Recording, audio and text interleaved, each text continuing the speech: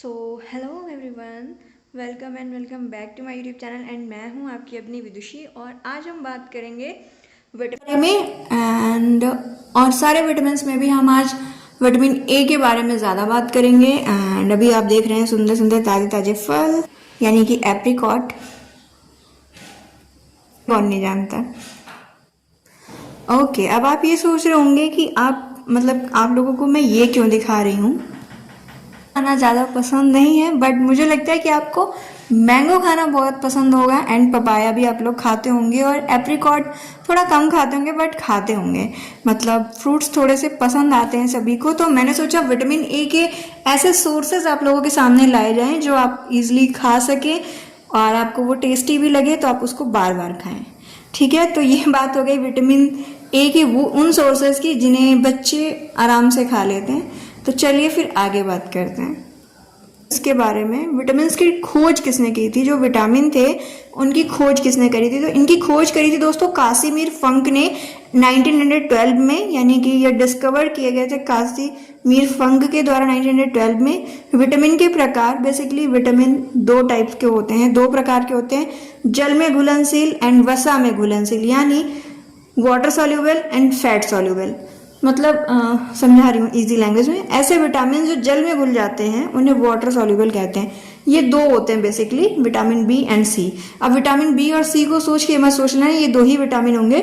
Vitamin B की पूरी series होती है। विटामिन बी1 होता है, विटामिन बी2 होता है, विटामिन बी3 होता है, बी4 नहीं होता है, बी5 होता है, बी6 होता है और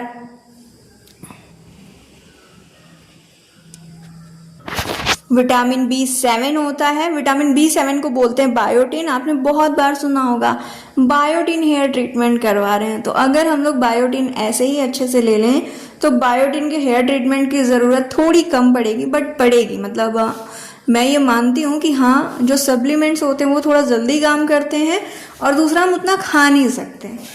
मतलब ये मैंने नोटिस किया है। अगर एक एग्जाम्पल दूँ तो एक रोटी में 3 ग्राम प्रोटीन होता है, बट आप कितनी रोटी खा पाओगे? कितनी? 2 रोटी से ऊपर नहीं खा पाते। ठीक है, तो इसलिए थोड़ा सा कम पड़ेगा, बट ये नहीं कह सकते कि निल हो जाएगा। तो ये हो गया जल में घुलनशील। सी की कोई सीरीज नहीं होती है, मतलब ऐसा नहीं है कि सी के बहुत सारे वेरिएंट्स होंगे। और विटामिन बी8 भी मतलब होता नहीं है, बट एक सप्लीमेंट्स है, उसे विटामिन बी8 के रूप में कंसीडर किया जाता है। विटामिन बी9 होता है, विटामिन बी10 नहीं होता है, विटामिन 12 होता है। ठीक है, ये हो गए विटामिन बी की पूरी सीरीज। अब आगे बात करते हैं जल में घुलनशील के बारे में बात हो गई। अब बात करते हैं वसा में घुलनशील यानी कि फैट सॉल्युबल विटामिन की। इसे मैंने KEDA के रूप में याद किया है। मैं मानती हूँ कि मैंने अरेंज उल्टा कर दिया, ADEK होता है लेकिन मैंने KEDA कर दिया, उससे कोई फर्क नहीं पड़ेगा। ये एक याद करने का तरीका है। KEDA से कीड़ा बन जाएगा, और जो कीड़ा होता है अगर देखा जाए तो अगर वो ऑयल में कीड़ा पड़ जाए तो 2 चीज़ें होती हैं। एक कीड़ा अगर मतलब ऑयल में और वाटर में पड़ जाएगा तो आप देखना कभी एक्सपेरिमेंट में, तो उसमें क्या होता है, मतलब करना नहीं, ऐसे यूट्यूब पे मिल जाएगा आपको। उसमें होता क्या है, जो ऑयल में पड़ा हुआ होता है वो कीड़ा नीचे बैठ जाता है जाके, और जो पानी में पड़ा होता है वो ऊपर तैरता रहता है।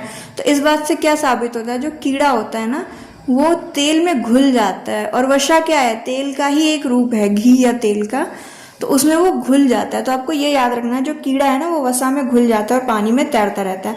इसलिए जो कीड़ा वाले विटामिन होते हैं वो भी मतलब वसा में घुलते हैं, आराम से घुल जाते हैं। ठीक है,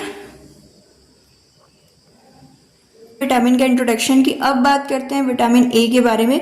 सबसे पहले इसका केमिकल नेम जान लेते हैं। मैं एक चीज़ आपको बताना चाहूँगी, जितने भी विटामिन हैं उनके केमिकल नेम अलग होते हैं। वो सप्लीमेंट्स में जिस नाम से आते हैं वो अलग होता है। ठीक है, इसमें ज़्यादा परेशान होने की ज़रूरत नहीं है। तो विटामिन ए का जो केमिकल नेम होता है वो होता है रेटिनॉल। इसे कैरोटीनॉइड भी कह देते हैं और कैरोटीन भी कह देते हैं। आपने नोटिस किया होगा कि कैरोटीन ट्रीटमेंट ले रहे हैं, 1 ईयर तक रहेगा या 10 मंथ तक रहेगा बालों में। तो मतलब ठीक है, बहुत सारे लोग इसे लेते हैं। और मैं यहाँ पे बताना चाहूँगी कि अगर विटामिन ए कम होता है तो आपको हेयर्स की दिक्कत भी होती है, हेयर स्टैंड्स बीच में से टूटते हैं इसमें ज़्यादातर लोगों के। फिर इससे जो डिफिशियंसी होगी उससे डिजीज कौन कौन सी होंगी, डिफिशियंसी डिजीजेस क्या क्या हैं इसके, यानी कि इसके अभाव में रोग क्या क्या होंगे। अभाव क्या होता है, मतलब किसी वजह से आपने विटामिन ए कम लिया, मतलब आप गाजर कम खाते हैं एंड और भी जो इसके सोर्सेज हैं वो कम खा रहे हैं, बाहर से आप फास्ट फूड ज़्यादा खा रहे हैं, तो विटामिन ए डेफिनेटली आपकी बॉडी में कम हो जाएगा कुछ टाइम के बाद। जनरली कम नहीं होता है, बट होना बहुत ईजिली भी है और नहीं भी है। मतलब अगर हम जंक खाएंगे तो फिर हो ही जाएगा ना कम। तो उससे रोग कौन कौन से होते हैं, उससे कौन कौन सी बीमारियां हमें लग जाती है, उसके बारे में यहाँ पे बात करते हैं। सबसे पहले आता है ज़ीरोफ्थैल्मिया, उसकी वजह से सबसे पहले मतलब सबसे इजीली होता है ज़ीरोफ्थैल्मिया। और ज़ीरोफ्थैल्मिया एक ऐसी सिचुएशन है जिसमें आंखें सूज जाती हैं विटामिन ए की कमी से, और अगर इसका ट्रीटमेंट नहीं कराया गया तो ये आगे चल के नाइट ब्लाइंडनेस में कन्वर्ट हो जाता है। और नाइट ब्लाइंडनेस का मतलब ये होता है कि आपको रात के समय नहीं दिखेगा। अब ये नहीं कह रही हूँ मैं कि बिल्कुल नहीं दिखेगा, बट जैसे रात होती जाएगी आपको बहुत कम दिखेगा, ठीक है। तो ज़ीरोफ्थैल्मिया और नाइट ब्लाइंडनेस दोनों समझ में आ गए होंगे आपको। आगे एक और रोग होता है, इससे एक डिजीज होती है कीरेटोमैलेशिया। इसमें क्या होता है बेसिकली, इसमें जो आपका रेटिना है, कार्निया, ये सूख जाते हैं ये हिस्से आपके मतलब आईज के। तो ये होता है कीरेटोमैलेशिया। आगे बात करते हैं सोर्सेज ऑफ विटामिन ए। वैसे तो मैंने कुछ सोर्स आपको बता दिए हैं, बट फिर भी हम यहाँ पे थोड़ा बात करेंगे, कुछ और सोर्स भी होते हैं। वो सोर्सेज मैंने वो दिखाए थे जो आप लोग बहुत आराम से खा सकते हैं। तो सबसे पहला सोर्स जो आता है हमारे पास वो है फिश लीवर। मछली का जो यकृत होता है उसमें बहुत अच्छी मात्रा में विटामिन ए प्रेजेंट है। एंड नेक्स्ट जो पार्ट होगा वो होगा एग योक। फिर आता है milk, cheese, butter and liver. मतलब और जानवर का भी लीवर आप ले सकते हैं जो भी नॉनवेज खाते हैं। मेन फ्रूट सोर्सेज हैं जो इसमें मैंने वो आपको बता दिया है, वो है आपका मैंगो। और मैंगो कौन सा होना चाहिए, पका वाला होना चाहिए, क्योंकि कच्चे वाले में विटामिन सी प्रेजेंट होता है। तो जो पका आम है, राइप मैंगो है, उसमें काफ़ी अच्छी मात्रा में विटामिन ए प्रेजेंट है। एप्रिकॉट एक ड्राई फ्रूट होता है, उसमें विटामिन ए प्रेजेंट है। एंड इसके अलावा आपके पपाया में भी काफ़ी अच्छी मात्रा में विटामिन ए प्रेजेंट होता है। और कैरेट भी आप ले सकते हैं, ठीक है। और एक और चीज़ ध्यान रखिएगा, कोई भी कैरेट का जूस नहीं पिएगा, क्योंकि उससे रफेस बाहर हो जाता है। मतलब कि उसमें एक फाइबर पाया जाता है जो आपके डाइजेशन में हेल्प करता है, वो चला जाता है उससे, ठीक है। सो बाय एंड टेक केयर। मिलते हैं आपसे अपने नेक्स्ट वीडियो में। बाय।